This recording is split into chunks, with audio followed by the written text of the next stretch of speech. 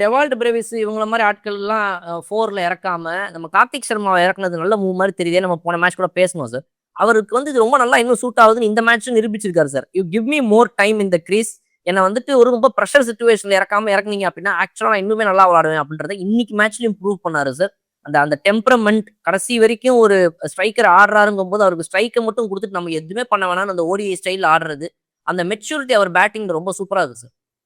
இருக்கு. அப்படியே அம்பட்டி ராயுடுக்கு ரீப்ளேஸ்மென்ட். அவர் இப்படிதான் 2 விக்கெட் விழுந்ததுன்னா, தட் ஆல் எரிங் கவர்ஸ் மேல ஒரு 6 உள்ள ஒரு 6 ஏதாவது ஒண்ணு அடிச்சுடுவார்.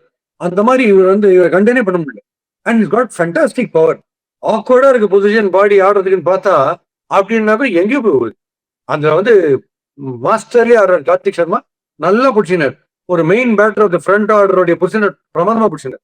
அது கூட சாம்சன் ஆடும்போது bowling becomes very easy boss. Samson ஆடுறதுலாம் நீங்க பார்த்துட்டீங்கன்னா, கிரிக்கெட் இவ்வளவுதானா அப்படின்ட்டு ஒரு ஃபீலை கொடுத்துறாரு சஞ்சு சாம்சன்.